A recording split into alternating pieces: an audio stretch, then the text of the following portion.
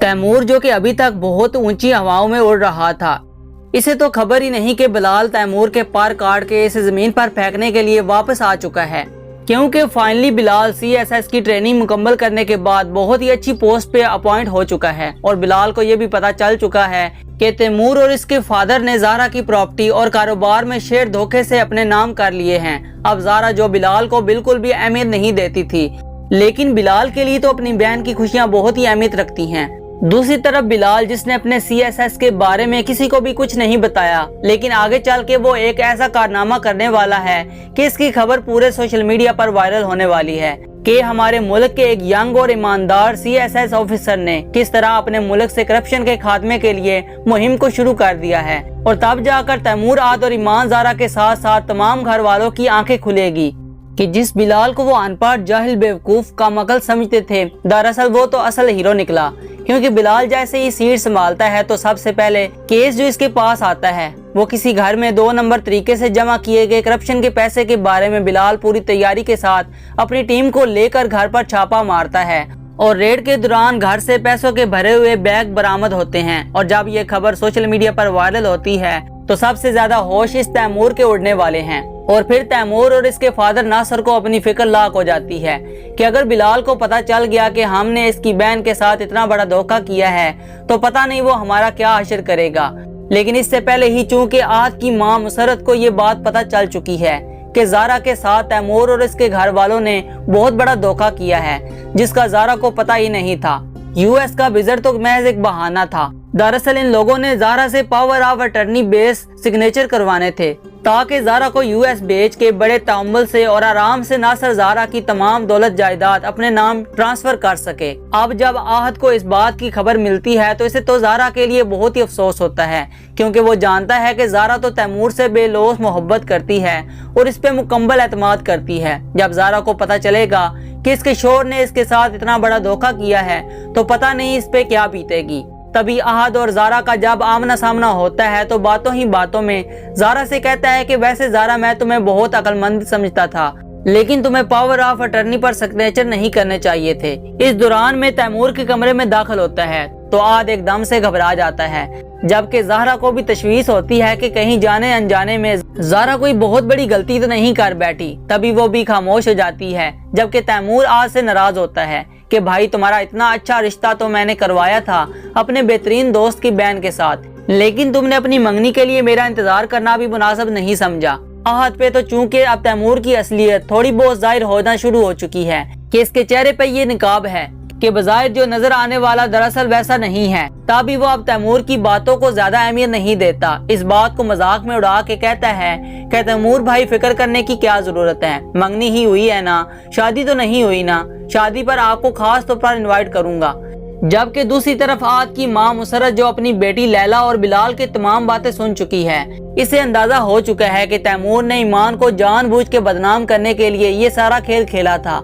इसे तो बहुत ज्यादा अफसोस होता है कि तैमूर ने वो सारे सबूत जो झूठे थे वो मुझे भी दिखाए थे और मुझे ईमान के खिलाफ करने की कोशिश की थी। कसूर तो तैमूर का सारा है, लेकिन इसने सारा मलबा बिलाल के ऊपर गिरा दिया। तभी वो जब तैमूर से मिलती है तो इससे वो पूछ ही लेती है कि तैमूर, क्या ये सच है कि तुमने अपनी गलती छुपाने के लिए बिलाल को जानबूझ के बदनाम किया? थोड़ी देर के लिए तैमूर के तो होश उड़ जाते हैं कि आखिर चची तक ये सच्चाई कैसे पहुंची है, लेकिन वो फौरन ही अपने इमोशंस पर काबू पा जाता है। कहता है कि चची जान, मुझे तो हैरत हो रही है कि यकीन भी नहीं आ रहा कि आप इस बिलाल के मुकाबले में मुझसे सवाल जवाब कर रही हैं।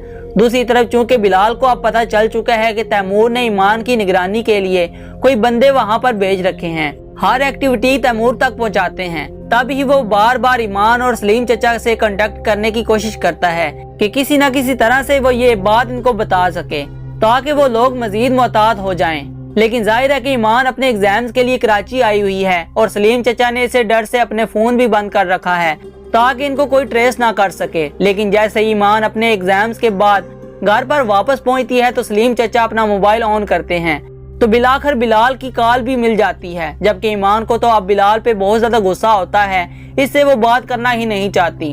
अभी वो फोन उठाते साथ ही झगड़ा करना शुरू कर देती है और गुस्से से कहती है कि आप हमें बार बार कॉल्स क्यों कर रहे हैं। तो बिलाल को ईमान के इस लहजे पर बहुत ज्यादा गुस्सा आता है, बहरहाल तहम्मुल मजाजी से कहता है कि मैं सिर्फ ये बताने के लिए आप लोगों से कांटेक्ट कर रहा था कि मुझे पता चला है कि तैमूर भाई और आप लोगों के घर की निगरानी करवा रहे हैं। तभी ईमान अचानक अपनी छत की तरफ देखती है तो इसे वहीं पर गुंडा नजर आता है और फिर इसे यकीन आ जाता है कि बिलाल बिल्कुल ठीक कह रहा है, क्योंकि ये गुंडा ईमान का पीछा करते हुए कराची तक पहुंच गया था और इसके बाप के साथ इसकी हाथापाई भी हुई थी। तो ईमान कहती है कि अच्छा, तो ये सब कुछ तैमूर भाई का किया धरा है। दूसरी तरफ साकब जो अब देख चुका है कि ईमान को बदनाम करने से भी कुछ नहीं हाथ आ रहा, बल्कि ईमान मजीद हाथों से निकलती जा रही है, जबकि साकब कुछ भी करके ईमान को अपनी जिंदगी में हासिल करना चाहता है, इससे शादी करना चाहता है। तो अब ड्रामा करने के लिए ईमान के घर पर पहुंच जाता है और अपने रवैये पर माफी मांगता है कि मुझे इस दिन से तुमसे इस तरह से बात नहीं करनी चाहिए थी, बस मुझे गुस्सा आ गया था, अगर तुम्हें मेरी मोहब्बत पर यकीन क्यों नहीं आता।